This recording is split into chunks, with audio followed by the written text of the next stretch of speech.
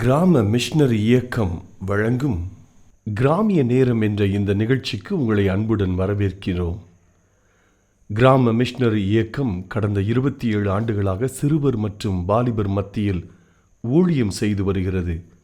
800க்கும் மேற்பட்ட மிஷனரிகளோடு தமிழ்நாட்டில் உள்ள 38 மாவட்டங்கள் உட்பட ஆந்திரா, ஒடிசா, கர்நாடகா, சத்தீஸ்கர், ஜார்க்கண்ட் மற்றும் மத்திய பிரதேசம் ஆகிய மாநிலங்களிலும் நற்செய்தி பணியை செய்து வருகிறது.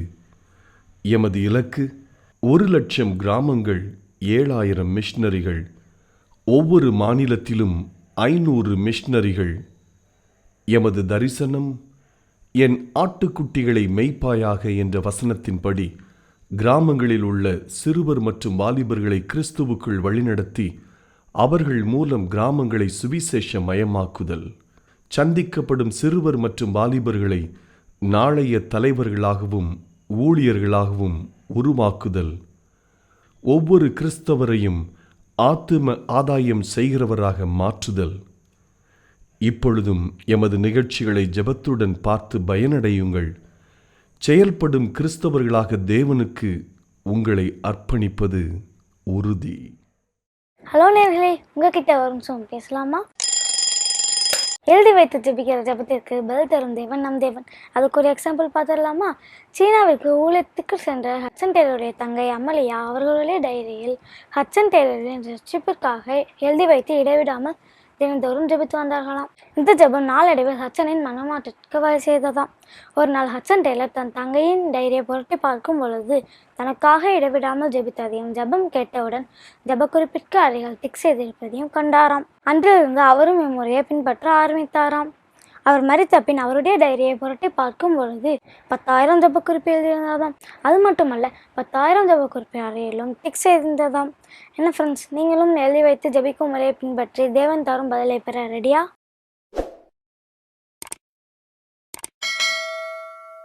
ஹலோ நேயர்களே, உங்ககிட்ட ஒரு நிமிஷம் பேசலாமா? நம்ம டெய்லி நம்ம ஃபோனை சார்ஜ் பண்ணுறதுக்கு மறக்கிறதே இல்லை. நம்ம எங்கேயாவது ட்ராவல் பண்ணுறோம்னாலும் நம்ம ஃபோனை ஃபுல்லாக சார்ஜ் பண்ணி நம்ம கூடயே நம்ம பவர் பேங்கை எடுத்துகிட்டு போகிறோம். ஆனால் நம்ம வாழ்க்கையில் நம்ம ஆத்மாவையும் நம்ம டெய்லி சார்ஜ் பண்ணணும். அதை எப்படி சார்ஜ் பண்ணுறது? நம்ம ஏசப்பாவோட சமூகத்தில் உட்காந்து பைபிளை வாசித்து ஏசப்பா கிட்ட ப்ரேயர் பண்ணுறப்ப நம்ம ஆத்மா சார்ஜ் ஆகுது. ஆனால் நம்ம வாழ்க்கையில் தானாகவே சார்ஜ் ஆகக்கூடிய ஒரு விஷயமும் இருக்குது. அது என்னன்னு தானே நினைக்கிறீங்க? அதுதான் பாவம். பாவம் தானாகவே சார்ஜ் ஆகுது. இந்த பாவத்தை நம்ம தடுக்கிறதுக்காக தான் நம்ம ஆத்மாவை நம்ம சார்ஜ் பண்ணணும். நீங்க உங்க ஆத்மாவை சார்ஜ் பண்ணிட்டீங்களா? இயேசுவின் செல்லங்கள். ஹாய் ஃப்ரெண்ட்ஸ், இன்னைக்கு வசனம் கேட்கலாமா? ஆதியிலே தேவன் வானத்தையும் பூமியையும் சிருஷ்டித்தார். ஆதியாகமம் 1:1. இயேசுவின் செல்லங்கள். சங்கீதம் 120. என் நெருக்கத்திலே கர்த்தரை நோக்கி கூப்பிட்டேன், அவர் எனக்கு செவி கொடுத்தார். கர்த்தாவே, பொய்யுள்ளவர்களுக்கும் கபடனாவுக்கும் என் ஆத்மாவே தப்பிவையும். கபடனாவே, உனக்கு என்ன கிடைக்கும்? உனக்கு என்ன செய்யப்படும்? பலவானுடைய கூர்மையான அம்பும் சூறை செடிகளை இடிக்கும் தளலுமே கிடைக்கும். ஐயோ, நான் மேசை கீழே சஞ்சரித்தது போதும், கேதாரின் கூடாரத்தில் குடியிருந்ததும் போதும். சமாதானத்தை பகைக்கிறவர்களிடத்தில் என் ஆத்மா குடியிருந்ததும் போதும். நான் சமாதானத்தை நாடுகிறேன், அவர்களோ நான் பேசும்போது யுத்தத்திற்கு எத்தனைப்படுகிறார்கள். சங்கீதம் 23ஆம் அதிகாரம். கர்த்தர் என் மெய்ப்பராய் இருக்கிறார், நான் தாழ்ச்சி அடையேன். அவர் என்னை புல்லுள்ள இடங்களில் மேய்த்து அமர்ந்த தண்ணீர்கள் அண்டையில் என்னை கொண்டு போய் விடுகிறார். அவர் என் ஆத்துமாவை தேற்றி தம்முடைய நாமத்தின் நிமித்தம் என்னை நீதியின் பாதையில் நடத்துகிறார். மேலும் நான் மரண இருளின் பள்ளத்தாக்கிலே நடந்தாலும் பொல்லாப்புக்கு பயப்படேன். தேவரீர் நீர் என்னோடு கூட இருக்கிறீர். உமது கோலும் உமது தடியும் என்னை தேற்றும். என் சத்துருக்களுக்கு முன்பாக நீர் எனக்கு ஒரு பந்தியை ஆயத்தம் பண்ணுகிறீர். என் தலையை எண்ணெயினால் அபிஷேகம் பண்ணுகிறீர். என் பாத்திரம் நிரம்பி வழிகிறது. என் ஜீவனுள்ள நாளெல்லாம் நன்மையும் கிருபையும் என்னை தொடரும். நான் கர்த்தருடைய வீட்டிலே நீடித்த நாட்களாய் நிலைத்திருப்பேன். சும்மா இருக்காத, ஒரு மணி நேரமாவது சும்மா இருக்காத. அந்த ஒரு மணி நேரம் சும்மா இருக்கிற அந்த ஒரு மணி நேரத்தை ஏசப்பாவுக்கு கொடு என்று ஆண்டவர் அழைக்கிறார். ஐயா, ஊழியம் செய்யறதுக்கு ஒரு பாரம் இருக்கிறவங்க எல்லாம் ஊழியத்துக்கு வந்துடுறாங்க. என்ன பொறுத்த நீ ஜெபித்தால் பிசாசின் பிடியுள்ளவர்கள் விடுதலையாவார்கள். நீ ஜெபித்தால், நீ கைகளை வைத்தால் வியாதிகள் சுகமடையும். 21 நாள் உபவாசம் இருக்க எதுக்கு? ஏசப்பாட்ட எங்க போய் நான் ஊழியம் செய்ய? அதான் சொல்லிட்டாருங்க, உலகம் முழுவதும் புறப்பட்டு போய் சுவிசேஷத்தை பிரசங்கம் பண்ண பாண்டார். இயேசு கிறிஸ்துவின் இனி நாமத்தினாலே கிராம மிஷனரி இயக்க குடும்பத்தின் சார்பாக கிராமிய நேரம் என்ற நிகழ்ச்சிக்கு உங்களை அன்போடு கூட வரவேற்கிறேன். எனக்காக நாங்கள் செய்து வருகிற ஊழியத்திற்காக நீங்கள் ஜெபிப்பீர்கள் என்று நான் கர்த்தருக்குள் நம்புகிறேன். உங்கள் ஜெபத்தை கேட்டு ஆண்டவர் பெரிய காரியங்களை செய்து வருகிறார். இப்பொழுதும் உங்களோடு கூட பேசும்படி ஆண்டவருடைய சமூகத்தில் நான் ஜெபித்த போது ஆண்டவர் மத்தேயு 20ஆம் அதிகாரத்தில் உள்ள ஒரு சம்பவத்தின் மூலம் உங்களோடு கூட பேசும்படி ஆண்டவர் எனக்கு சொல்லிக் கொடுத்தார். பாருங்கள், 1வது வசனத்திலிருந்து நீங்கள் வாசித்து பார்த்தீர்களானால் ஆண்டவர் திராட்சை தோட்டத்திற்கு வேலையாட்களை ஆண்டவருக்கு தேவை இருக்கிறது. அதிகாலையிலே அவர் அப்படியே புறப்படுகிறார். அங்கே பார்க்குறாரு, சும்மா இருக்கிறவங்கள பார்க்குறாரு. நீங்கள் மற்ற 20 அப்படியே வாசித்து பார்த்தீங்கன்னா 2ஆம் வசனத்தில் வேலையாட்களோடும் நாளொன்றுக்கு 1 பணம் கூலி பேசி அவர்களை தான் திராட்சை தோட்டத்திற்கு அனுப்பினார். 3ஆம் மணி வேளையில் அவன் புறப்பட்டு போய் கடை தெருவிலை சும்மா நிற்கிற வேறு சிலரை கண்டு, நீங்களும் திராட்சை தோட்டத்திற்கு போங்கள், நியாயமானபடி உங்களுக்கு கூலி கொடுப்பேன் என்றான். அவர்களும் போனார்கள். மறுபடியும் 6ஆம் 9ஆம் மணி வேளையிலும் அவன் போய் அப்படியே செய்தான். அல்லேலூயா. பாருங்க, சும்மா இருக்கிறவங்களெல்லாம் ஆண்டவர் கூப்பிடுறாருங்க. நீங்கள் வாங்க, ஏங்க சும்மா இருக்கிறீங்க, வேலை செய்ய வாங்க, திராட்சை தோட்டத்தில் நல்ல வேலை இருக்குதுங்க அப்படின்னு சொல்லி கூப்பிடுறாரு. பாருங்க, நம்ம இக்கால தமிழ்நாட்டு கிறிஸ்தவங்கிட்ட இப்படி சொன்னால் என்ன வேலை? ஆண்டவர் என்கிட்ட பேசட்டும், நான் கொஞ்சம் உபவாசம் இருந்து நான் ஜெபிச்சுக்கிறேன். கரெக்டாக ஆண்டவர் பேசணும் இல்லைங்க, நான் என்ன ஊழியம் செய்யணும்? ஆமாம், இதெல்லாம் எங்கெங்க? நீங்கள் ஒரு பெரிய தீர்க்கதரிசியா? சும்மா முதல்ல நீங்கள் ஒரு ஸ்டெப் எடுத்து வைக்கணுங்க. இப்போ திராட்சை தோட்டத்துக்கு வேலை கூப்பிட்றாரு, காலையிலேருந்து ஆளை கூப்பிட்றாரு. என்ன வேலைக்கு நீ வா, உனக்கு என்ன வேலை தெரியும், இன்டர்வியூவா பண்ணுறாரு. வேலை செய்கிறதுக்கு மனது இருக்கணுங்க. ஊழியம் செய்கிறதுக்கு ஒரு பாரம் இருக்கிறவங்க எல்லாம் ஊழியத்துக்கு வந்துடுறோங்க. என்னை பொறுத்தளவுக்கு சமாரியா ஸ்திரீட்ட போய் நீ பைபிள் காலேஜ் படிச்சிட்டியா, உனக்கு அழைப்பு இருக்குதா? அவள் ஒரே ஒரு பிரசங்கம் தான் கேட்குறா. ஒரு பிரசங்கத்தை கேட்டு முடிக்கல, ஏசனார் பற்றி சரியாகவே தெரில. இவ போய் என்ன சொல்கிறார், நீங்கள் வந்து பாருங்கள், அவர் தீர்க்கதரிசி தானா? அவ்வளோதான், ஒரு வரி பிரசங்கம் பண்ண தொடங்கிடுறாங்க. வந்த நோக்கத்தையே தண்ணி எடுக்க வரணும்னு சொல்லி வர்றா. அவள் வந்த குடத்தையே வச்சுட்டு போயிடுறா, ஊழியத்துக்கு போகிறா. அல்லேலூயா. அருமையான தேவனுடைய பிள்ளைகளை, உங்களுக்கு என்ன முடியுமோ அதை நம்ம செய்யணுங்க. திராட்சை தோட்டத்தில் என்னெல்லாம் வேலை இருக்குதுங்க, நீங்கள் சொல்லுங்கள் பார்க்கலாம். முதல்ல நல்ல களைகளாக இருக்குது, களை எடுக்கிற வேலையாக இருக்கலாம், வேலி அடிக்கிற வேலையாக இருக்கலாம், உழுகிற வேலையாக இருக்கலாம், விதைக்கிற வேலையாக இருக்கலாம், தண்ணீர் பாய்ச்சுகிற வேலையாக இருக்கலாம், அறுக்கிற ஒரு வேலையாக இருக்கலாம். எம்பிட்டு வேலைங்க ஊழியத்துலங்க, நிறைய ஊழியம் இருக்குதுங்க. நீ நிறைய பேர் என்ன நினைக்கிறாங்க, நான் ஊழியத்துக்கு அர்ப்பணிச்சுட்டேன், பிரசங்கம் மட்டும்தான் பண்ணுவேன். என்கிட்ட அப்படி ஊழியர்களே எங்களுக்கு தேவை கிடையாதுங்க. நான் மேடை ஏறி பிரசங்கம் மட்டும் பண்ணுவேங்கிறவன் எங்கள் ஊழியத்தில் இருக்கவே முடியாது. எல்லாம் செய்யணுங்க. அல்லேலூயா. எங்கள் ஊழியத்துக்கு வர்ற மிஸ்டரிகள் எல்லாம் காலையிலேருந்து நைட்டு வரைக்கும் ஏதாயிலும் ஒரு வேலை நீ செய்யணும். நெற்றி வேர்வை கீழே சிந்தணுங்க. சுறுசுறுப்பாக இருக்கணுங்க. நீங்கள் வாங்கங்க, பாரம் இருக்குத வாங்க, ஊழியத்துக்கு வாங்க, ஏதாவது ஒரு வேலை பாருங்கள். ஊழியத்துலங்க பிரசங்கம் பண்ணுறது அது ஒரு வேலை, அது ஒரு ஊழியம். பாட்டு பாடுறது அது ஒரு ஊழியம். பரிந்து பேசுகிற மிஸ்டரிகள் தேவை. ஒன்றும் இல்லை, நீங்கள் வீட்டில் இருந்தே கூட பரிந்து பேசும் மிஸ்டரியாக எங்கள் ஊழியத்தில் உங்களை ஒப்பு கொடுக்கலாம். பரிந்து பேசும் மிஸ்டர் என்னன்னா, அண்ணன் எஸ்தர் புஸ்தகத்தை வாசித்து பாருங்கள். அவர் 10 நிமிஷம், என்னுடைய பைபிள் ஞானப்படி பார்த்தா 10 நிமிஷம் ராஜாவை சந்திக்கிறா, பரிந்து பேசுகிறா. தன்னுடைய ஜனங்களுக்கு, ஆபத்தில் வருகிற ஜனங்களுக்கு 10 நிமிஷம் பரிந்து பேசுகிறா. அந்த 10 நிமிஷம் பரிந்து பேசுகிற அந்த ஜெபத்தின் மூலியமாக 127 நாடுகளுக்கு ஆபத்தில் இருக்கிற யூத ஜனங்களுக்கு விடுதலை கிடைக்கிறது. இந்த செய்தி கேட்குற நீங்கள் பரிந்து பேச மிஸ்டரியாக வரலாம், அது ஒரு வேலைங்க. நான் உங்களுக்கு ஜெப குறிப்பு அனுப்பிவிடுறேன். நான் அனுப்பிவிடுற டெய்லி அனுப்பிவிடுற ஜெப குறிப்புகளுக்காக நீ ஜெபம் பண்ணால் போதும். உங்கள் ஜெபத்தை கேட்டு ஆண்டு பெரிய காரியங்களும் செய்வார். நிறைய வேலை இருக்குது, ஊழியம் இருக்குது. எங்கள் ஊழியத்தில் வெல்டிங் தாளந்து பெற்றவங்க இருக்கிறாங்க, வெல்டிங் பண்ணுறேன். ஏன்னா நிறைய மிஸ்டரிகள் தங்குறதுக்கு நிறைய சீட்டு போடணும். ஒரு சில தம்பிமார் ஒரு டீம் இருக்கிற மர வேலை செய்கிறவங்க இருக்காங்க, ஆசாரிகள் எங்கள் ஊழியத்தில் இருக்கிறாங்க. ஒரு அருமையான டேவிட்னு ஒரு தம்பி, ஆண்டவர் மேலே அவ்வளவு அன்பு உள்ள ஒரு தம்பி வந்திருக்கிறான் பாருங்க. சொன்னால் போதும், அவங்க அழகாக பிரசங்க பீடம் செஞ்சிருவான், நல்ல சேர்ஸ் செஞ்சிருவான், மர வேலை செய்கிறான். அதோடு கூட அது மாத்திரமா கிராம ஒழித்து போகும்போது கிளம்பி போயிடுவாங்க. அல்லேலூயா. நிறைய வேலை இருக்குதுங்க. எலக்ட்ரிக்கல் ஒர்க் இருக்குது, ஃப்ளம்பிங் ஒர்க், இதெல்லாம் ஏசப்பாடு வேலை. நெகேமியா புஸ்தகத்தை வாசித்து பாருங்கங்க.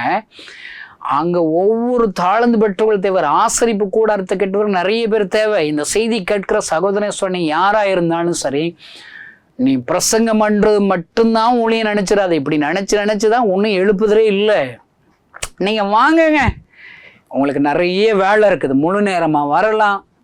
இங்கே பாருங்கள், சும்மா இருக்கிறவங்கள சும்மா அரை நாள் வர்றாங்க, காணால் வர்றாங்க. இன்னும் பார்த்தீங்கன்னா கடைசி 1 மணி நேரம் மாத்திரம்தான் பொழுதுபோக்கு இருக்குதுங்க. அதான் இன்னைக்கு ஆண்டவர் உங்கள்கிட்ட பேசும்படி ஆண்டவர் எனக்கு சொல்லி கொடுத்தார். பொழுதுபோக்கு 1 மணி நேரம் மாத்திரம்தான் இருக்குது. அப்பயும் ஆண்டவர் விடுறாரா? எப்பா பரவாயில்ல, நீங்கள் 1 மணி நேரம் மாத்திரம் நீங்கள் வேலை செய்ய வாங்கப்பா கூப்பிட்றாருங்க. நான் இதை பார்த்தோன்னே என் மனசுல ஒரு பெரிய ஒரு பயமா இருக்குதுங்க.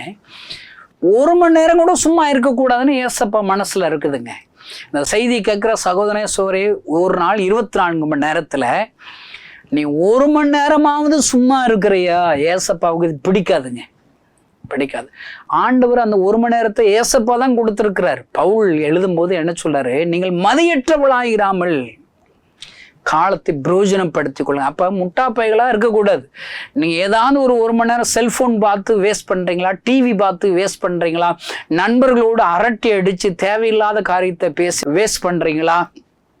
நான் சொல்கிறேன், அந்த வேல்யூபிள் நேரங்க, அந்த 1 மணி நேரத்தை ஏசப்பாவுக்காக கொடுங்க.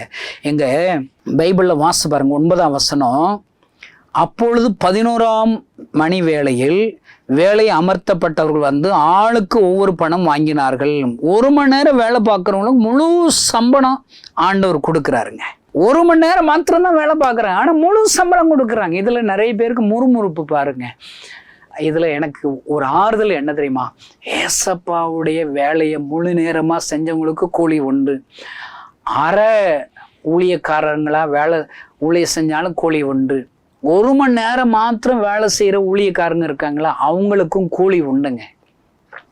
ஆனால் இன்னைக்கு முழு நேரம் ஊழியர்னு சொல்லிக்கிட்டு முழு நேரமாக ஊழியம் பார்க்குறாங்களான்னு பார்த்தா இல்லவே இல்லைங்க. எனக்கு தெரிஞ்ச ஊழியக்காரங்க, உங்களுக்கு தெரிஞ்ச உங்கள் சுற்றி உள்ள ஊழியக்காரங்க நீங்கள் சர்வே எடுத்து பாருங்க. நான் எனக்கு தெரிஞ்ச ஊழியர்கள்லாம் சர்வே எடுத்தேங்க. முழு நேரம் ஊழியம் பார்க்குறவங்க வாழ்க்கை எப்படி இருக்குதுன்னு சொல்லி யோசிச்சு பார்த்தா, ஞாயிற்றுக்கிழமை ஒரு நாள் மாத்திரம் தாங்க பிரசங்கம் பண்ணுறது தான் ஊழியன்னு நிறைய ஊழியக்காரங்க இருக்கிறாங்க. நான் ஊழியக்காரங்களை திட்டேன்னு நினச்சிக்கிறாதீங்க. நான் என்ன தெரியுமா செய்வேன்? அரசாங்க வேலை பார்க்குறவங்களோட போட்டி போடுவேன்.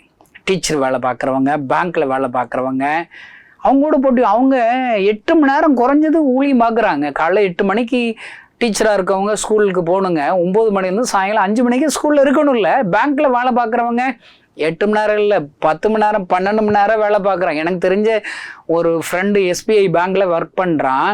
அவன் நைட்டு 10 மணிக்கு ஃபோன் அடித்தாலும் பேங்க்கில் தான் உட்காந்து கிடத்துக்கு வேலை பார்க்குறான். அவ்வளோ ஹார்ட் ஒர்க் பண்ணுறான். அப்போ உலக வேலை பார்க்குற அவங்களையே அவ்வளோ மணி நேரங்கள் வேலை செய்கிறாங்கன்னா, ஏசப்பாடைய ஊழியத்துக்கு அழைக்கப்பட்ட, முழு நேரம் ஊழியன்னு அழைக்கப்பட்ட நான் எவ்வளோ மணி நேரம் வேலை பார்க்குறேன்? ஒரு கொஸ்டின் போடணுங்க. நான் எப்பயுமே நினச்சிவேன், எங்கள் தெருவில் இருக்கிற ஒரு பலசர கடை வச்சிருக்கிற நண்பர் கூட போட்டி போடுவோங்க. அவர் காலையில் 6 மணிக்கு கடையை திறந்துடுறாருங்க. எப்போ நைட்டு 11 மணி வரைக்கும் உட்காந்து கிடக்காருங்க. எவ்வளவு நேரம் பாருங்க, கிட்டத்தட்ட ஒரு 15 மணி நேரம் உட்கார்ந்துருக்குறாங்க. இன்னொன்று பாருங்க, 15 மணி நேரம் சிரிச்ச முகமா எல்லார்ட்டையும் பேசுவாருங்க. யாராவது கடைக்கு வந்தா வாங்க என்ன வேணும், திடீர்னு இப்போ கத்திரிக்காய் இல்லைன்னா இல்லைன்னு சொல்ல மாட்டேன், கத்திரிக்காய்னா இல்லை அப்படி சொல்ல மாட்டேன். கத்திரிக்காய் இல்லட்டனுங்க, வெண்டைக்காய் இருக்குதுங்க, தக்காளி இருக்குதுங்க, அப்படி சிரிச்ச முகமா பேசுறாருங்க. இன்னைக்கு நான் ஜெபம் பண்ணுவேன், இன்னைக்கு ஊழியம் செய்கிற எல்லா ஊழியக்காரங்க இப்படி சிரிச்ச முகமாக இருந்தால் எத்தனை நல்லா இருக்குதுங்க. இல்லைங்க, பயமாக இருக்குங்க. சில ஊழியர்கள்ட்ட போய் பக்கத்தில் நிற்கிறதே பயமாக இருக்கு, கடிச்சு கொதறிடுவாங்களோன்னு இருக்கு. நான் போகிற கூட்டங்களில் கிறிஸ்தவ முகத்தில் ஒளிவட்டம் தெரியணுங்க, சிரிச்ச முகமாக இருக்கணுங்க. அல்லேலூயா. அப்போ தாங்க ஒரு கவலையில் உள்ள ஒரு ஆத்மா உங்கள்கிட்ட வருவாங்க. இவங்க மட்டும் எப்படி சந்தோஷமா இருக்காங்க, காரணம் என்ன? அப்படி வருவாங்க, அவங்க பிரச்சனைகளை சொல்லுவாங்க. நீயே அப்படி இருந்தீங்கன்னா, எப்போ வாப்பா நீ ஏன்ப்பா கவலையாக இருக்கிற, வா நான் கும்புற அந்த கோயிலுக்கு வா, உன் கவலையெல்லாம் தீரும், உன்னை வேற எங்கேயா கூட்டு போகிறாங்க. நீ சந்தோஷமா இருக்கணுங்க. ஏன்னா நம்முடைய பாரத்தை எல்லாம் ஏசப்பா சுமந்துடுறாரு. நமக்கு ஒரு ரட்சகர் இருக்கிறார், நமக்கு ஒரு பரிகாரம் செய்கிற பரிகாரி இருக்கிறார். நம்முடைய வருத்தப்பட்டு பார சுமக்கிற நம்முடைய எல்லாம் அவர்கிட்ட போகும்போது இளைப்பார் தருவதற்கு அவர் காத்திருக்கிறார். அல்லேலூயா. ஆபத்து காலத்தில் அவரை நோக்கி கூப்பிட்டால் மறுவத்துருவ அளிச்சுவேன் என்று வாக்கு கொடுத்தவர் இருக்கிறார் ஐயா. அல்லேலூயா. அப்ப ஒரு கிறிஸ்தவன் கவலையாகவே இருக்கக்கூடாது. கவலை வராமே இருக்காது, கவலை வரும். உபத்திரவங்கள் உண்டு, இந்த உலகத்துல உபத்திரவங்கள் உண்டு. ஆனாலும் திடன் கொள்ளுங்கள், உலகத்தை ஜெயித்தவர் நம்ம கூட இருக்கிறார். அல்லேலூயா. அப்ப எனக்கு ஊழிய தலைவனா இருக்கிறேன், எவ்வளவு நெருக்கங்க, அவமானம், நிந்தைகள், கஷ்டம், குறைச்சல்கள், ஊழியர்களுக்கு சரியா சம்பளம் போட முடியலையா, கவலை, சாப்பாடு போடணும். ஒரு நாளைக்கு எங்கள் கேம்பஸில் ஒரு 250 பேர் இருக்கும். விதவைகள் இருக்கிறாங்க, பெரியவங்க இருக்கிறாங்க, நிறைய சிறு பிள்ளைகள், வாலிபர்கள் இருக்கிறாங்க, பைபிள் காலேஜ் மிஸ்டரி ஸ்டூடெண்ட்ஸ் இருக்கிறாங்க. எல்லாருக்கும் சாப்பாடு போடணும். தேவைகள் உண்டுங்க. அப்போ அழுதுகிட்டே இருக்க முடியுமா? நான் போய் ஆண்டவரிடத்தில், ஆண்டவரை என்னுடைய தேவைகளுக்காக நான் ஆண்டவருடைய இருதயத்தை ஊற்றி ஜெபிக்கும் போது என் தேவைகளை ஆண்டவர் சந்திக்கிறார் ஐயா. ஆண்டவருடைய சமூகத்தில் மட்டும்தான் அழுது நான் ஜெபிப்பேன். வெளியே வரும்போது சிரிச்ச முகத்தோடு என் ஆண்டவர் எல்லாவற்றையும் பார்த்துக் கொள்வார். அவர் யெகோவா ஈரே. இந்த செய்தியை கேட்கிற சகோதர சகோதரியை ஏதோ ஒரு கேள்வியோடு, ஏதோ ஒரு பிரச்சனையோடு, நெருக்கத்தோடு, ஆபத்துகளோடு இந்த வார்த்தைகளை கேட்டுக்கொண்டிருக்கிறாயா, உனக்கு ஒரு ரட்சகர் இருக்கிறார். உன் ஜெபத்தை கேட்கிற தேவன் இன்றைக்கு உயிரோடு இருக்கிறார். அவர் நேற்றும் இன்றும் என்றும் மாறாதவர். ஒன்றும் இல்லாமல் இருந்து எல்லாவற்றையும் உண்டாக்குகிறவர். நீ இழந்த எல்லாவற்றையும் இரட்டிப்பாய் அருளி செய்கிற ஆண்டவர். ஏன் கலங்குகிறாய், ஏன் தயங்குகிறாய்? பயப்படாத, எனக்கு உன்னோடு கூட இருக்கிறேன் என்று வாக்கு கொடுத்த ஆண்டவர் உன்னோடு கூட பேசிக் கொண்டிருக்கிறார். உன் அருகில் தான் இருக்கிறார். அவர் என்ன வாக்குத்தத்தம் கொடுத்திருக்கிறார்? நான் உன்னை விட்டு விலகுவதும் இல்லை, உன்னை கைவிடுவதும் இல்லை. ஆமென். அல்லேலூயா. பரையங்க நீங்க கவலையா இருக்கிறீங்க பாருங்க. இயேசு கிறிஸ்துவிட்ட என் வாழ்க்கையை ஒப்பு கொடுத்து 25 வருஷம் ஆச்சுங்க. 25 வருஷமா எத்தனையோ ஆபத்துகள், பிரச்சனை, நெருக்கம் வரதான் செய்யுது. என் முன்னாடி பெரிய பிரச்சனை, நெருக்கம், ஆபத்துகள் வரும்போதெல்லாம் எனக்கு ஒரு நம்பிக்கை இருக்குதுங்க. என் பைபிளில் கர்த்தரை என் வலது பாரிசத்தில் வைத்திருக்கிறபடியால் நான் அசைக்கப்படுவதில்லை. தாவீது கன்ஃபஸ் பண்றார் பாருங்க, விசுவாசம் வைக்கிறார். தாவீதுக்கு வலது பக்கத்துல கர்த்தர் இருக்கிறாராம். அதனால கோலியாத்துக்கு எல்லாம் பயப்படுறாங்க, இவன் பயப்பட மாட்டான் பாருங்க. இந்த வசனத்தை எல்லாம் நான் எப்போ படிச்சேனோ தாவீது போல நானும் நம்ப ஆரம்பிச்சிட்டேங்க. தாவீதுக்கு வலது பக்கத்துல கர்த்தர் இருந்தாருன்னா, இந்த டேவிட் கணேசனுக்கு வலது பக்கத்துல ஏசப்பா இருக்கிறாரு. நான் என்ன செய்வேன் தெரியுமா? கவலைகள் வரும், அவமானங்கள் வரும், நெருக்கங்கள் வரும், நிந்தைகள் வரும், குறைச்சல்கள் வரும். வரும்போதெல்லாம் ஜஸ்ட் அப்படி வலது பக்கத்துல இருக்கிற ஏசப்பா பார்ப்பேன். ஏசப்பா என் கூட இருக்கீங்கல்ல, நீங்க கூட சொல்லுங்கங்க, இப்ப ஏசப்பா அற்புதம் செய்வாருங்க. அல்லேலூயா. அவர் கூட வச்சிருக்கும் போது என்னங்க பாருங்க, அருமையான தேவனுடைய பிள்ளைகளே, அவ்வளோ பெரிய ரட்சகர் நமக்கு. ஆனா இது அறியாதவங்க எவ்வளோ பேர் இருக்கிறாங்க. நீங்க அவங்களுக்கு நீங்க வார்த்தைகளை சொல்லணும், ரட்சகருடைய சுவிசேஷத்தை நம்ம சொல்லணும். அவ்வளோ முகம் சந்தோஷமா வச்சுக்கணுங்க. நான் சொல்றேங்க, முதல்லங்க நீங்க ஒரு கண்ணாடி எடுத்து முதல்ல நல்லா சிரிச்சு பழகுங்க. சந்தோஷமா இருக்கிறது எப்படி, அப்படி சிரிச்சு பழகுங்க. நானா கிராமங்கள்ல இதெல்லாம் ட்ரைனிங் கொடுக்குறேன். சிரிச்சு பழகணும் அப்படிங்கிறத பார்த்து திடீர்னு ஒருத்தர் பார்க்குறான், இப்படி சிரிச்சா முட்டா பையன்னு சொல்லிடுவான். யாரை பார்த்தாலும் இப்படி சிரிக்க முடியுமா? இது நல்லா இல்லை. நானா கண்ணாடி எடுத்து சிரிச்சு பழகி இருக்கிறேன். நீங்க ட்ரை பண்ணுங்கங்க. இல்லை எது அந்த காலம் நம்பியார் போல இருக்குது, எதுவும் நல்லா இல்லை. சிரிச்சு பழகி நான் ஒரு சிரிப்பு கண்டுபிடிச்சிருக்கிறேன் பாருங்க. நல்லா இருக்கீங்களா? இவ்வளவுதாங்க. அப்படி சிரிச்ச முகத்தோடு இருந்து அப்படி ஊழியம் செய்யணுங்க. பாருங்க, பலசர கடையில வச்சிருக்கிற அந்த கடை வியாபாரி சிரிச்ச முகத்தோடு இருக்கிற, எனக்கு நான் ஜெபம் பண்ணுவேன், ஆண்டவரே இந்த பலசர கடையத்துல இருக்கிற அந்த வியாபாரி போல எல்லா கிறிஸ்தவங்க முகத்திலையும் அப்படிப்பட்ட சிரிச்ச முகத்தை தாங்க ஆண்டவரே, ஊழியக்காரருடைய முகத்துல சிரிச்ச முகத்தை தாங்க ஆண்டவரேன்னு சொல்லி ஜெபிக்கிறேன். இந்த செய்தியை கேட்கிற நீங்களும் உருப்படியா முதல்ல ஜெபம் பண்ணுங்க. அல்லேலூயா. நான் சொல்றேங்க, 1 மணி நேரம் வேலை செஞ்சா போதும்.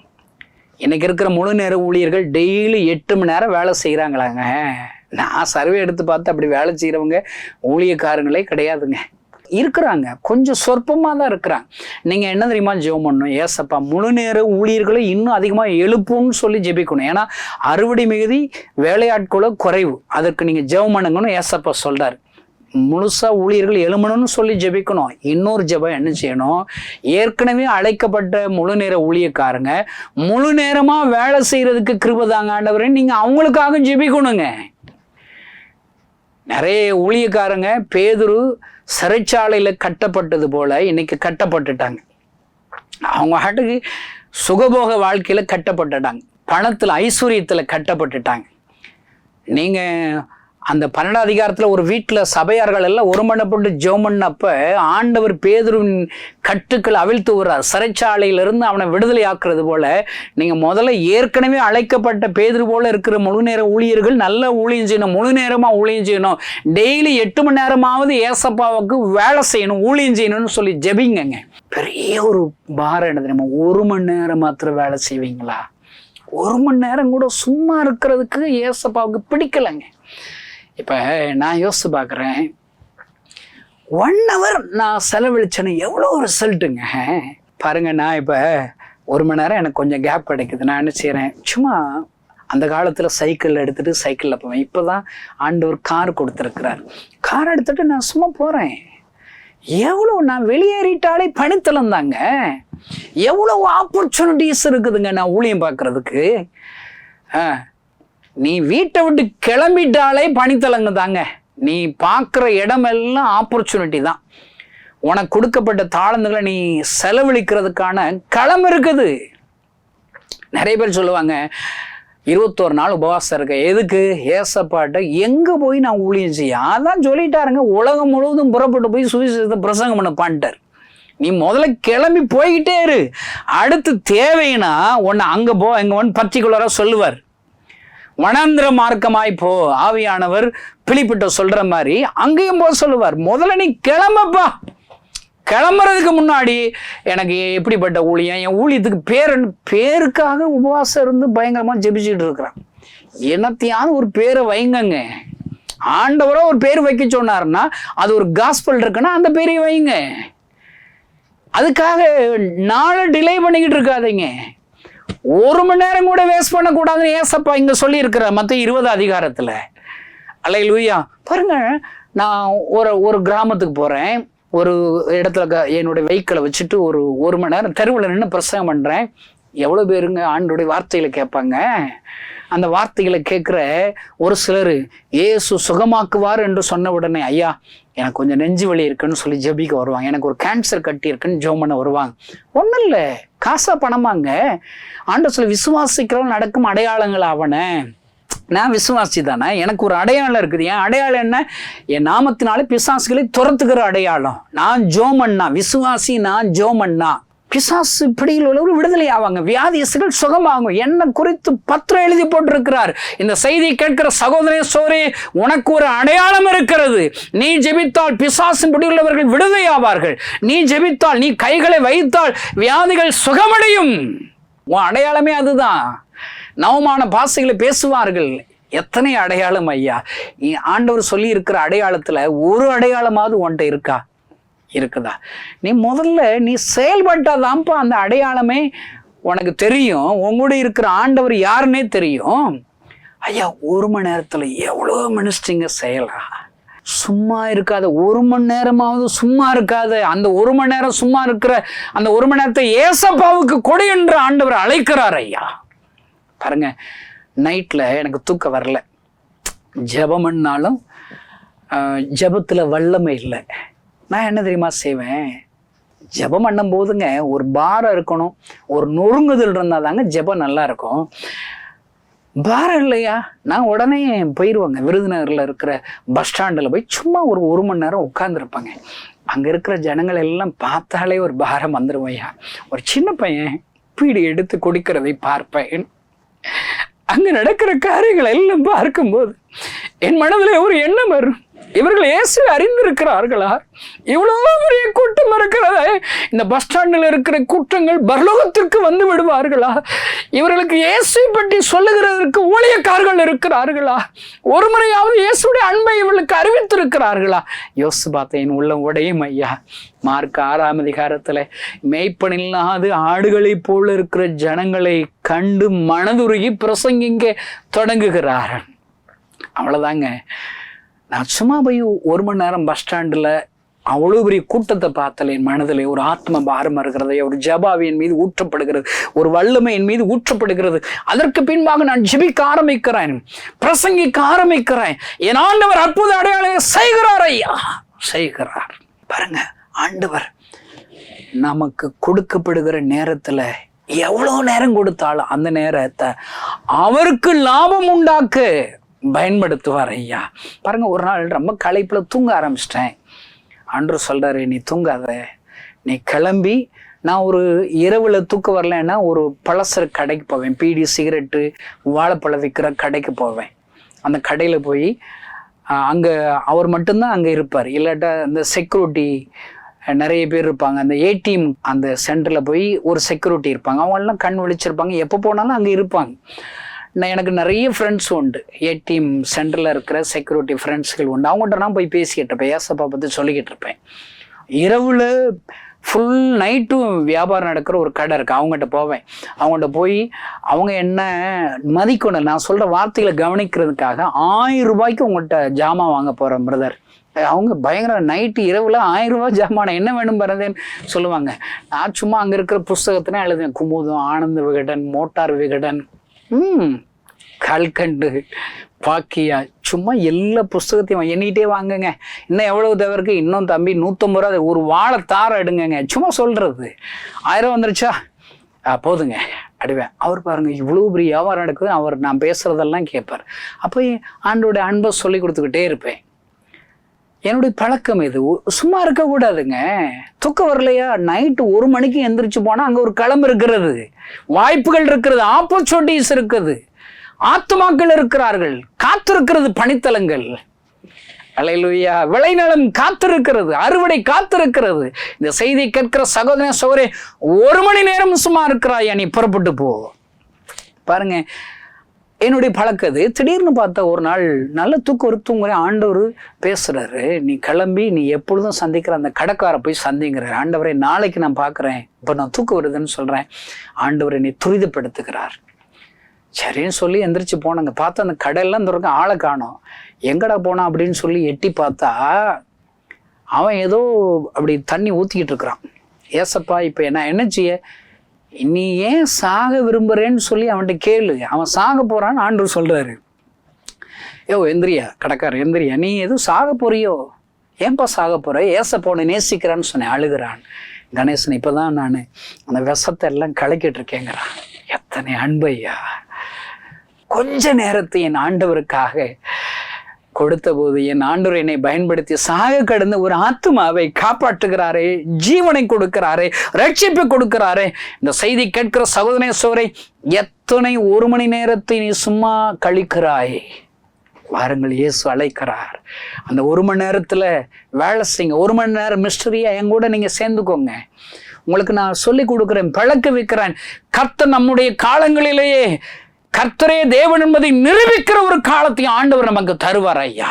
செய்தி கேட்கிற சகோதர சகோதரியை இப்பொழுது அர்ப்பணிப்பீர்கள். ஆண்டவரே, என்னுடைய வாழ்நாள் முழுவதிலும் எந்த நேரத்தையும் நான் வேஸ்ட் ஆக்க மாட்டேன், சும்மா இருக்க மாட்டேன். உமக்காக அந்த நேரங்களை, நான் சும்மா கழிக்கிற நேரங்களை உமக்காக கொடுக்கிறேன் என்று சொல்லி ஒப்பு கொடுப்போமா? பெரிய ஒரு எழுப்புதலை நம்மை கொண்டு செய்வார். கண்களை மூடி நாம் ஜெபிக்கலாம். பரலோகத்தில் இருக்கிற எங்கள் அன்பு தகப்பனே, 1 மணி நேரமாவது நாங்கள் சும்மா இருக்கிறதை நீங்க விரும்புகிற ஆண்டவர் அல்லப்பா. அந்த 1 மணி நேரத்தை உமக்காக கொடுக்க விரும்புகிறீரே. இந்த செய்தி கேட்கிற ஒவ்வொருவரும் சும்மா இருக்கிற நேரங்கள் எல்லாம் உமக்காக கொடுக்க உதவி செய்வீரா.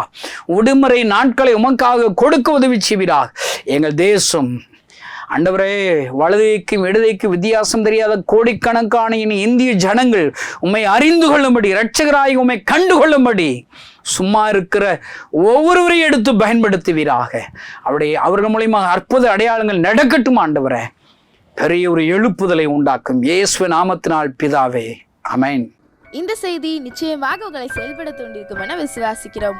நீங்களும் எங்களோடு இணைந்து தேவனுக்காக ஏதாவது செய்ய விரும்புகிறீர்களா? கீழ்கண்ட எங்களது ஊழிய திட்டத்திற்காக ஜெபிக்க முன்வரலாமே. தமிழ்நாடு மற்றும் பிற மாநிலங்களிலும் ஆலயம் கட்ட தேவையாய் உள்ள 1000 கிராமங்களில் இடம் வாங்கி ஆலயம் கட்டப்பட ரூபாய் 5 லட்சமோ அல்லது அதில் ஒரு பகுதியோ கொடுத்து ஆலயம் கட்டி கொடுப்போர் எழும்ப ஜெபியுங்கள். சூனேமியால் எலிசாவுக்கு ஒரு அறை வீட்டை கட்டி கொடுத்தது போல புதிய மிஷனரிகள் தங்கி பயிற்சி எடுப்பதற்கு ரூபாய் 2 லட்சம் கொடுத்து ஒரு மிஷனரி வீட்டை கட்டி கொடுப்போர் எழும்ப ஜெபியுங்கள். நாம் சந்திக்கும் வாலிபர்கள் மற்றும் ஆரம்ப விசுவாசிகளை கிறிஸ்துவுக்குள் வளரச் செய்ய ரூபாய் 300 கொடுத்து முழு வேதாகமும் வாங்கி கொடுப்போர் எழும்ப ஜெபியுங்கள். நாம் பணி செய்யும் 8 மாநிலங்களிலும் உள்ள 880 மிஷனரிகளை மாதந்தோறும் ரூபாய் 10,000 கொடுத்தோ அல்லது இயன்ற காணிக்கையை கொடுத்தோ தாங்குவோர் எழும்ப ஜெபியுங்கள். தமிழ்நாடு மற்றும் பிற மாநிலங்களிலும் துரிதமாக சுவிசேஷம் அறிவிக்கவும் பின்தொடர் பணிக்காகவும் சுவிசேஷ வாகனங்கள் வாங்கி கொடுப்போர் எழும்ப ஜெபியுங்கள். தங்கள் வாலிப மற்றும் சிறு பிள்ளைகள் ரட்சிக்கப்பட, அபிஷேகிக்கப்பட மற்றும் இயேசுவுக்கு சாட்சியுள்ள பிள்ளைகளாக வளர கண்மணி பிள்ளைகள் இயேசுவுக்காக திட்டத்தில் தங்கள் பிள்ளைகளை இணைக்கிற பெற்றோர்கள் எழும்ப ஜெபியுங்கள். இந்தியா முழுவதிலும் இன்னும் துரிதமாக நம் மிஷனரி பணிகள் நடக்க மாதந்தோறும் அல்லது வருடத்திற்கு ஒரு முறையாவது ரூபாய் 1000 கொடுத்து எழுப்புதல் விரும்பும் பங்காளர் திட்டத்தில் இணைகிற அநேகர் எழும்ப ஜெபியுங்கள். மேலும் எங்களோடு தொடர்பு கொள்ள விரும்பினால் திரையில் காணும் எங்கள் முகவரியும் குறித்துக் கொள்ளுங்கள். கிராம மிஷனரி இயக்கம், தபால் பெட்டி எண் 51, விருதுநகர் 626001. இந்த நிகழ்ச்சியையோ அல்லது எங்கள் ஊழியத்தையோ நீங்கள் தாங்க விரும்பினால் எங்கள் தொலைபேசி எண்ணை குறித்துக் கொள்ளுங்கள். 7378000444.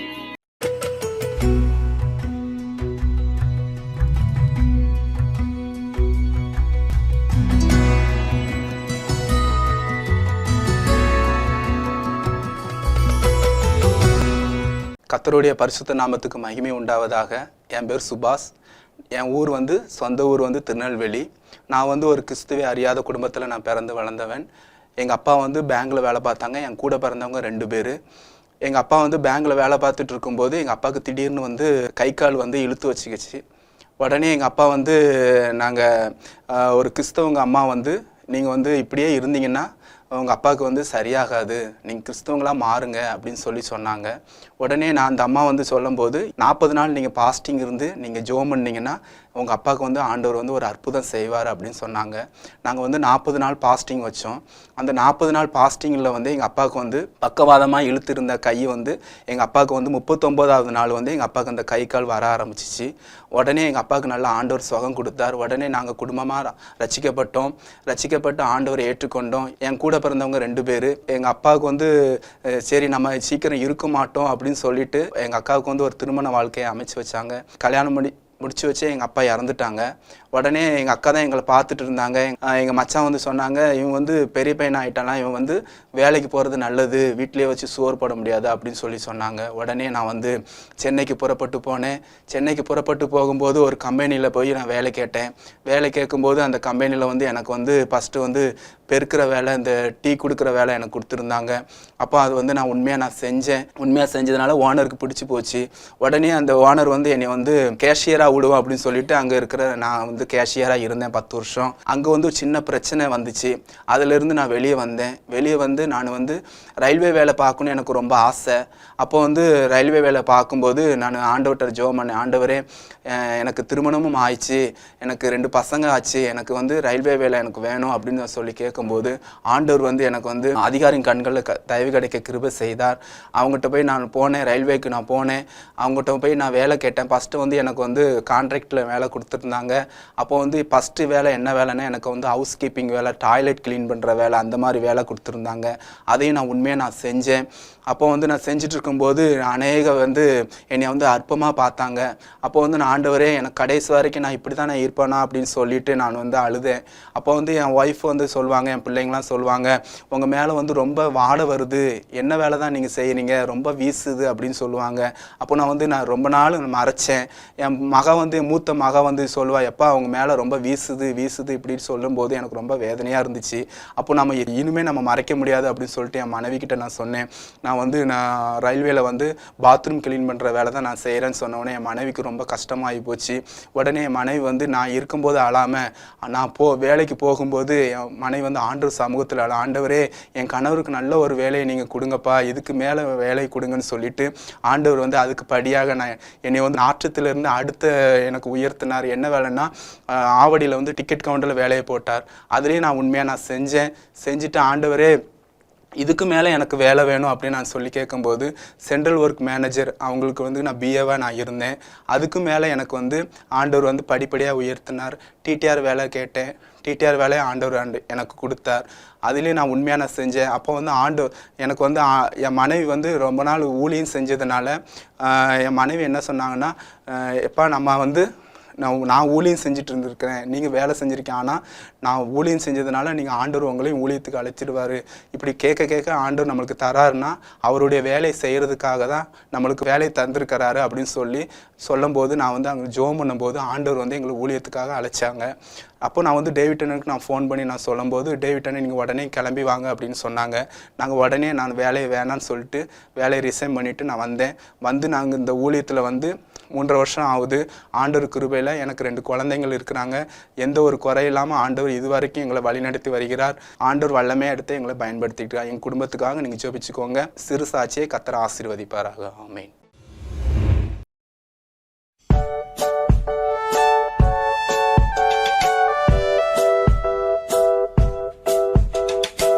ஹலோ குட்டீஸ், எல்லாம் ஜாலியாக சந்தோஷமாக சம்மர் லீவை சூப்பராக என்ஜாய் பண்ணுறீங்களா? சூப்பர்.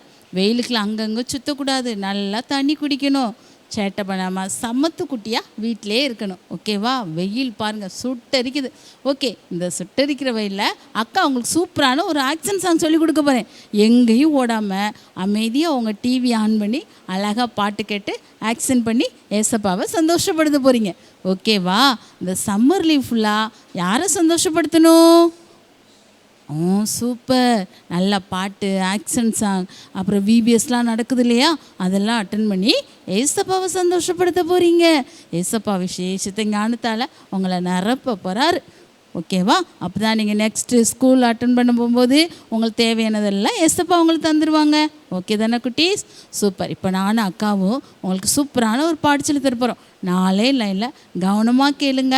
10 லட்ச கிண்ணறங்கள் கொண்டு பாடினாலும் 10 லட்ச மத்தளங்கள் கொட்டி பாடினாலும் 10 லட்ச கிண்ணறங்கள் கொண்டு பாடினாலும் 10 லட்ச மத்தளங்கள் கொட்டி பாடினாலும் போதாது போதாது போதாது தம்பி, போதாது போதாது போதாது தங்கை, போதாது போதாது போதாது தம்பி, போதாது போதாது போதாது தங்கை, அத்தனையும் பெரியது என் இயேசு நாமமே, அத்தனையும் பெரியது என் இயேசு நாமமே.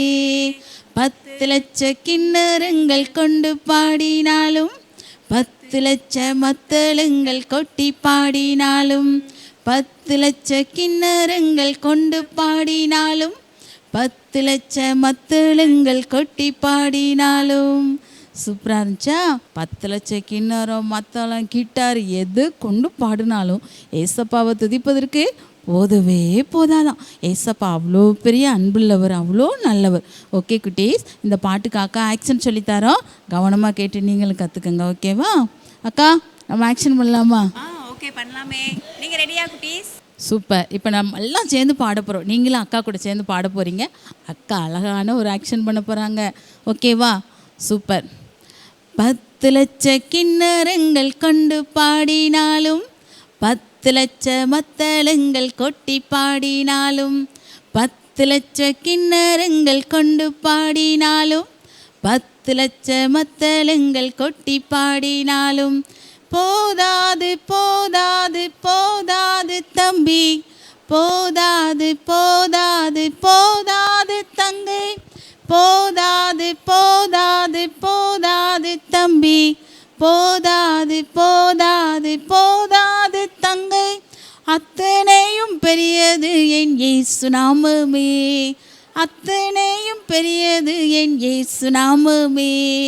10 லட்ச கிண்ணறங்கள் கொண்டு பாடினாலும், 10 லட்ச மத்தளங்கள் கொட்டி பாடினாலும், 10 லட்ச கிண்ணறங்கள் கொண்டு பாடினாலும், 10 லட்ச மத்தளங்கள் கொட்டி பாடினாலும். பிடிச்சதா பாட்டு? ஓகே, பாட்டை மறக்காதீங்க, ஆக்ஷனை மறக்காதீங்க. நீங்கள் கற்றுக்கிட்டதை உங்கள் ஃப்ரெண்டுக்கும் சொல்லிக் கொடுக்கணும். ஓகேவா? பாய்.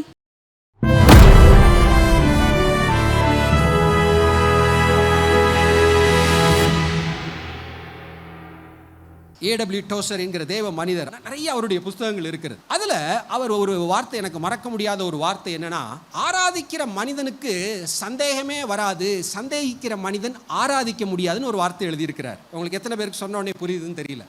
தேவனை தேடி அவரோடு பேசிட்டே இருக்கிற ஒரு மனுஷன், அவனுடைய ஹார்ட்ல என்ன வராதான்? சந்தேகங்களே வராது. ஜீவனுள்ள தேவனோடு ஆராதனை என்கிற ஒரு உறவிலே அவனை இணைந்திருக்கிறதுனால, தேவன் இருக்கிறாரா, அவர் நல்லவரா, என் ஜெபத்தை கேட்பாரா அப்படிங்கிற சந்தேகம் அவனை விட்டு போய்விடும் என்று எழுதுகிறார். ஆராதிக்கிற மனிதனால் வர்ஷிப்பிங் மேன் cannot doubt அப்படின்னு எழுதுகிறார். The doubting man cannot worship. எப்பயுமே சந்தேகப்படுறது, விசுவாசம் இல்லாமல் யோசிச்சுக்கிட்டே இருக்கிற மனிதனால ஆராதிக்க முடியாது என்பதை எழுதுகிறார்.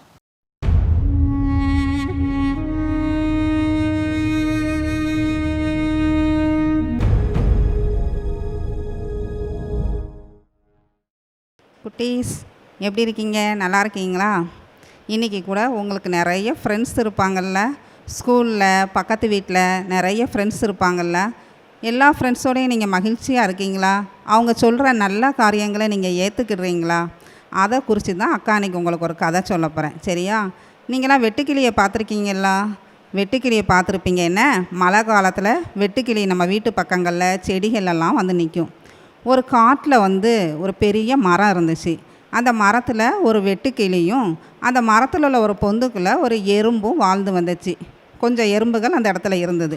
இந்த வெட்டுக்கிளி பாருங்களேன், டெய்லி காலையில் எந்திக்கவும் அந்த மரத்தில் உள்ள இலையை நல்லா சாப்பிடும். சாப்பிட்டுட்டு நல்லா ஒரு தூக்கத்தை போட்டுரும். ஆனால் அந்த எறும்பு பாருங்கள், காலையில் சாப்பிட்டுட்டு திரும்பவும் தன் வேலையை செய்ய ஆரம்பிச்சிடும். போய் அது ஏதாவது ஒரு ஆகாரத்தை எடுத்துக்கொண்டு வந்து தன்னுடைய அந்த மர பொந்துக்குள்ளே வச்சு சேர்த்து கொண்டே இருந்துச்சு. இப்படி அது டெய்லி போகும் பொழுது ஒரு நாள் எறும்புக்கு ரொம்ப சோர்வாயிட்டு, இந்த வெட்டுக்கிளி என்னென்னா நல்லா சாப்பிட்டுட்டு காலுக்கு மேலே கால் போட்டு காலை ஆட்டிக்கிட்டு ஜாலியாக இந்த எறும்பை பார்த்து வேடிக்கை பார்த்து கொண்டு இருந்துச்சு. அப்போ இந்த எறும்பு சொன்னிச்சு, இப்படி நீ சும்மா உட்காந்து வேடிக்கை பார்த்துக்கிட்டு இருக்கியே, எனக்கு ஒரு சின்ன உதவி செய்ய, நான் இந்த ஆகாரத்தை கொண்டு போக முடியாமல் சுமக்க முடியாமல் சுமந்துட்டு வரேன், எனக்கு ஒரு உதவி செய்யன்னு கேட்டுச்சு. உடனே இந்த வெட்டுக்கிளி இருந்துட்டு, நான்லாம் உனக்கு உதவி செய்ய மாட்டேன், உனக்கு தேவைன்னா நீயே எடுத்துகிட்டு போ அப்படின்னு சொல்லிட்டு காலுக்கு மேலே கால் போட்டு திரும்பவும் படுத்துக்கிட்டு, உடனே இந்த எறும்பு கஷ்டப்பட்டு ஆகாரத்தை கொண்டு தன் பொந்தில் சேர்த்து வச்சுட்டு 2 நாள் கழித்து நல்லா மழை பெய்ய ஆரம்பிச்சிது. மழை காலம்னா நமக்கு பார்த்திங்களா, தொடர்ந்து மழை பெஞ்சிக்கிட்டே இருக்கும். அது மணிக்கு மழை பெஞ்சிக்கிட்டே இருக்குது. இந்த எறும்பு பொந்துக்குள்ளேருந்து வெளியே வரவே இல்லை. ஏன் தான், அதுக்கு தான் ஆகாரம்லாம் அது சேர்த்து வச்சுருக்கே. பொந்தில் இருக்கிற ஆகாரத்தை சாப்பிட்டுட்டு அது சந்தோஷமாக குடும்பத்தோடு இருக்குது. ஆனால் பாருங்கள், இந்த வெட்டுக்கிளி மழை ரொம்ப பெய்ய ஆரம்பிக்கவும் 1 வாரம் 10 நாள் தொடர்ந்து மழை பெய்யவும் அந்த மரத்தில் உள்ள இலைகள் எல்லாம் அழுக ஆரம்பிச்சிச்சு. அப்படியே ஒவ்வொரு இலையாக கீழே விழுந்து அந்த மரமே முட்டையாயிட்டு. இப்போ இந்த வெட்டுக்கிளி ஆகாரத்துக்கு எங்கேயும் போக முடியல. ஏன்னா அந்த மரத்தில் ஒரு இலை கூட இல்லை. அப்போ அந்த வெட்டுக்கிளி வேகமாக வந்து எறும்பிட்ட, எனக்கு கொஞ்சம் ஆகாரம் தாயே, எனக்கு ரொம்ப வயிறு பசிக்கு அப்படின்னு கேட்குது. உடனே இந்த எறும்பு சொன்னிச்சு, நான் எப்படி உனக்கு தருவேன், நீ அன்றைக்கி எனக்கு ஹெல்ப்பு கூப்பிடும்போது நீ வந்தியா, வந்திருந்தா இன்றைக்கி நான் உனக்கு தருவேன், இன்றைக்கி நான் உனக்கு எப்படி தர முடியும், இன்றைக்கி இன்னும் மழை எவ்வளோ நாள் பெய்யுமோ, அது மாத கணக்காக பெஞ்சதுன்னா நானும் என் இனம் எல்லாம் அழிஞ்சு போயிடுவோமே, அதனால் நாங்கள் உணவு உனக்கு தர முடியாது அப்படின்னு சொல்லிட்டு கதவை சாத்திட்டான். கொஞ்சம் நேரம் கழித்து அந்த வெட்டுக்கிளியின் நிலைமை என்ன ஆயிருக்கும்னு நமக்கு தெரியல குட்டீஸ். அது மழை எவ்வளோ நாள் பெஞ்சுது, அது உயிரோட இருந்துச்சா இல்லையான்னு நமக்கு தெரியல. பார்த்துக்கோங்க, பைபிளில் கூட ஒரு வசனம் இருக்குது பாருங்கள், சோம்பேறியே நீ எறும்பினிடத்தில் போய் அதன் வழியை பார்த்து ஞானத்தை கற்றுக்கொள்ளுன்னு சொல்லிட்டு நீதிமொழிகள் 6:6 நம்ம ஏசப்பா நமக்கு சொல்லியிருக்காங்க. நீங்கள் எப்படி இருக்கீங்க? அன்னன்னைக்கு உள்ள ஹோம்ஒர்க்கெல்லாம் பண்ணுவீங்களா? அம்மா சொல்கிற சின்ன சின்ன வேலைகளில் அம்மாவுக்கு உதவியாக இருப்பீங்களா? இல்லைன்னா போங்கம்மா, நான் நாளைக்கு இந்த வேலையை பார்த்து தர்றேன், நாளைக்கு இந்த ஹோம்ஒர்க்கை முடிச்சுக்கிடலாம் அப்படின்னு நீங்கள் காலம் கடத்துகிறவங்களாக இருந்தீங்கன்னா பின்னாடி கஷ்டப்பட போகிறது நீங்களாக தான் இருக்கும். நம்ம என்ன செய்யணும், இந்த எறும்பை போல் ஞானமாக நடந்து அன்னன்னைக்கு உள்ள வேலைகளை சந்தோஷத்தோடு நிறைவேற்றினீங்கன்னா உங்கள் எதிர்காலம் ஆசீர்வாதமாக இருக்குங்கிறதுல எந்த சந்தேகமும் இல்லை குட்டீஸ். என்ன குட்டீஸ், இந்த கதைப்படி நீங்களும் சுறுசுறுப்பாக எறும்பை போல் இருப்பீங்களா? சரி. நம்மளை பார்க்குற அநேகர் பேசலாம், உனக்கு ஒரு தாளந்து இல்லை, உனக்கு எந்த திறமையும் இல்லை, உன்கிட்ட விரும்பப்படத்தக்க அழகு இல்லை, உன்னிடத்துல எந்த ஞானமும் இல்லை. உங்களை பெற்றவங்க பேசலாம், உங்களை ஊழியத்துக்கு நான் அனுப்பினவங்க பேசலாம்.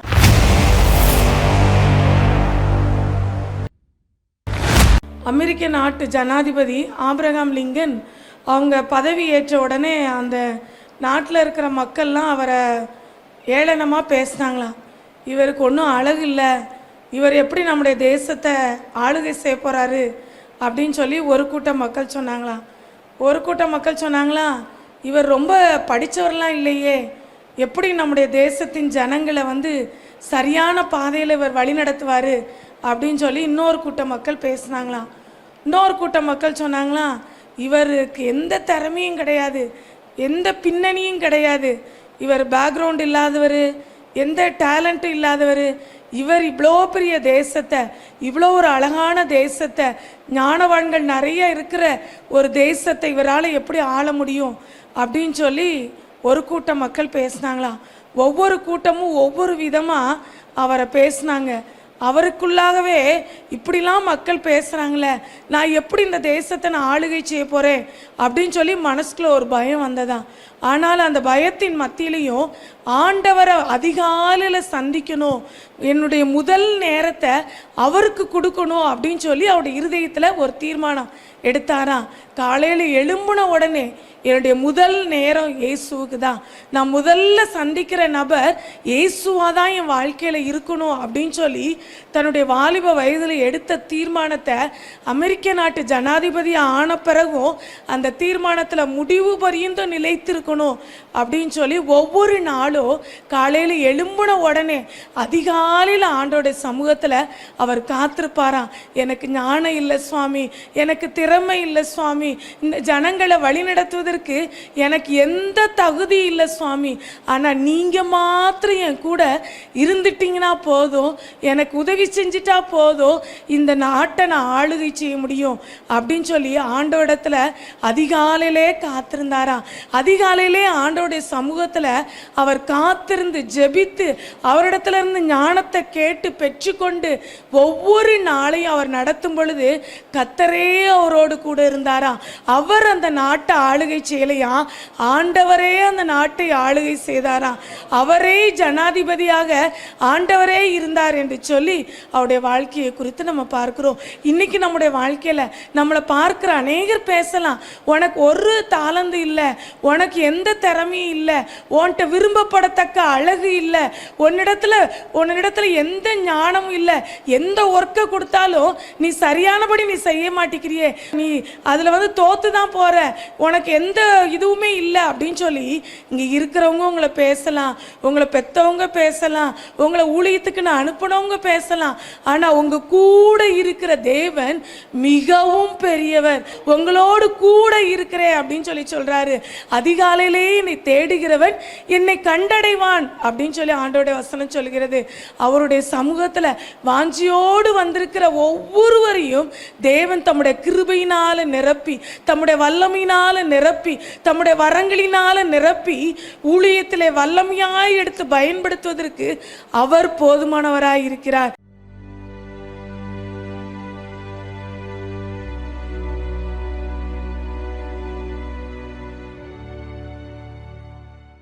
இயேசு கிறிஸ்துவின் இனிய நாமத்தில் உங்கள் அனைவருக்கும் என் அன்பின் நல்வாழ்த்துக்கள். இன்றைக்கு நம்ம பார்க்க போகிற மிஷனரியின் பெயர் மேரி மொஃபட்.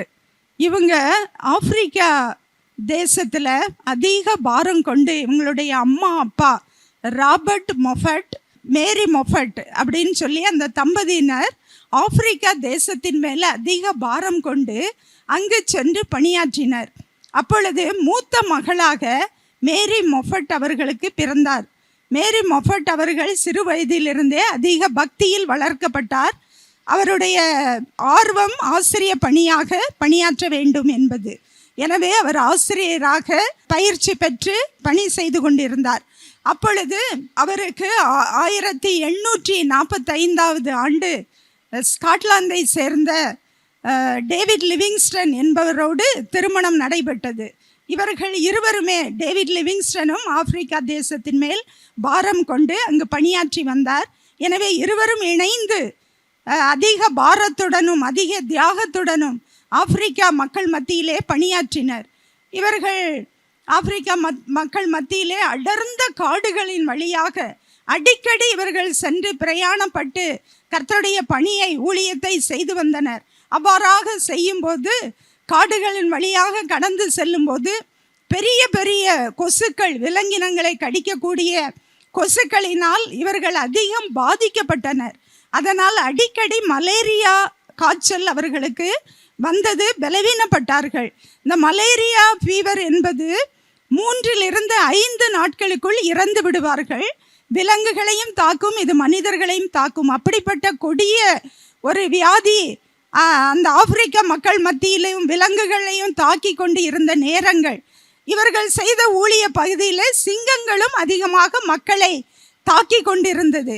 இவர்கள் இதையெல்லாம் பொருட்படுத்தாது ஆண்டவருடைய பணியை உற்சாகத்துடன் செய்து வந்தார்கள். அவ்வாறாக செய்யும்போது அடர்ந்த காடுகளின் வழியாக இவர்கள் அடிக்கடி பிரயாணம் செய்ய வேண்டிய அவசியம் இருந்தது. ஏனென்றால் இவர்களிடத்தில் இருந்த குதிரை, மலேரியா கொசு கடித்து குதிரை இறந்து விட்டது. எனவே இவர்கள் கால் நடைப்பயணமாக பிரயாணப்பட்டு அந்த காடுகளின் வழியாக 1500 மைல்கள் இவர்கள் மொத்த பிரயாணம் செய்திருக்கிறார்கள். தங்களுடைய ஊழிய பாதையிலே இவ்வாறாக கடினமான பாதைகளை அவர்கள் மேற்கொண்டு கர்த்தருடைய ஊழியத்தை நிறைவேற்றினார்கள். அவ்வாறாக செய்யும் பொழுது அவருடைய மூத்த மகள் 4 வயதாக இருக்கும் பொழுது மலேரியா காய்ச்சலினால் இறந்து விடுகிறாள். தொடர்ந்து இவர்கள் ஊழியம் செய்து கொண்டிருந்தார்கள். ஒரு முறை இவருடைய மனைவி மேரி மொஃபட் அவர்கள் தன்னுடைய டெலிவரி டைமில் இவர்கள் மலேரியா காய்ச்சல் பாதிக்கப்பட்டதினால் பிறந்த குழந்தை இறந்து விடுகிறது. இவ்வாறாக அவர்கள் குடும்ப வாழ்க்கையில் அதிக பாதிப்புடனும் அதிக கஷ்டங்களுடனும் இவர்கள் கர்த்தருடைய ஊழியத்தை செய்து கொண்டிருந்தார்கள். ஒரு முறை டேவிட் லிவிங்ஸ்டன் அவர்கள் காடு வழியாக, அடர்ந்த காட்டின் வழியாக செல்லும் பொழுது சிங்கம் அவரை பயங்கரமாக தாக்கி இடது தோள்பட்டையிலே அவரை கடித்து தூக்கி எறிந்து விடுகிறது. அவர் எங்கேயோ போய் விழுகிறார். அவருடைய தோள்பட்டையில் பயங்கர பெரிய கடித்து விட்டது. எனவே அவர் ரொம்ப பாதிப்புக்குள்ளாக ஆகிறார். இவ்வாறாக பயங்கரமான கஷ்டங்கள், பாடுகளின் வழியாக இவர்கள் கடந்து செல்கிறார்கள். ஆப்பிரிக்கா தேசத்தில் அடிமைத்தனம் அதிகமாக இருந்தது. அந்த அடிமைத்தனம் நீங்க இவர்கள் பாடுபட்டார்கள். கிராமமாக சென்றார்கள், கர்த்தருடைய பணியை செய்தார்கள். இவருடைய 2 பிள்ளைகளை இழக்க நேரிட்டது. எத்தனையோ இழப்புகள், எத்தனையோ பாடுகள். இந்த மேரி மொஃபட் அவர்களுக்கு, அந்த அம்மாவுக்கு அதிகமாக மலேரியா காய்ச்சல் அடிக்கடி தாக்கி அவர்களை அதிக பாதிப்புக்குள்ளாக்கியது. ஆனாலும் இருவரும் அதை பொருட்படுத்தாது கர்த்தருடைய ஊழியத்தை செய்து வந்தார்கள். இவ்வாறாக இருக்கையில் அவருடைய பிள்ளைகளின் மேல் படிப்புக்காக இங்கிலாந்து தேசம், மொஃபட் அவர்கள் பிள்ளைகளுடைய படிப்புக்காக இங்கிலாந்து தேசத்துக்கு சென்று 5 வருடங்கள் அவருடைய பிள்ளைகளை படிக்க வைத்து கொண்டு பிரிந்து இருவருமாக இருந்தார்கள். அப்பொழுது டேவிட் லிவிங்ஸ்டன் அவர்கள் ஆப்பிரிக்கா தேசத்திலே இருந்து தன்னுடைய ஊழிய பணியை நிறைவேற்றி கொண்டு இருந்தார். அப்பொழுது இவர்கள் 5 வருடங்கள் கழித்து பிள்ளைகளுடைய படிப்பு முடிந்தவுடன் திரும்பவுமாக தன்னுடைய இளைய மகளை அழைத்து கொண்டு ஆப்பிரிக்கா தேசத்துக்கு கடந்து வந்தார். தன்னுடைய கணவனுடன் சேர்ந்து திரும்பவுமாக பணியாற்றினார். அவ்வாறாக பணியாற்றும் போது இவர்களுக்கு 1962 ஆண்டு தன்னுடைய 42வது வயதில் மலேரியா காய்ச்சலினால் அதிகமாக பாதிக்கப்பட்டு மேரி மொஃபட் அவர்கள் கர்த்தருக்குள் நித்திரையடைந்தார்கள். அவருடைய ஊழியங்கள் இன்றும் மங்கா புகழ் பெற்றது. ஆப்பிரிக்கா தேசத்திலே அநேக ஆலயங்களும் அநேகர் ஆண்டவரை அறிந்து கொள்ளும் அந்த பெரிய ஒரு வாய்ப்பினை இவர்கள் செய்து கர்த்தருடைய நாமத்தை மகிமைப்படுத்தினார்கள். கர்த்தருக்கே மகிமை உண்டாவதாக. ஆமென். திருநெல்வேலி ரோனாவூரில் சிஎம்எஸ் சுத்தாங்க சுவிசேஷ சபை நடத்தும் மாபெரும் எழுப்புதல் கன்வென்ஷன் கூட்டங்கள் நாள் மே 26, 27 தேதி ஞாயிறு மற்றும் திங்கட்கிழமைகளில். நேரம் மாலை 6:30 மணி முதல். தேவ செய்தி சகோதரர் கே டேவிட் கணேசன் அவர்கள்.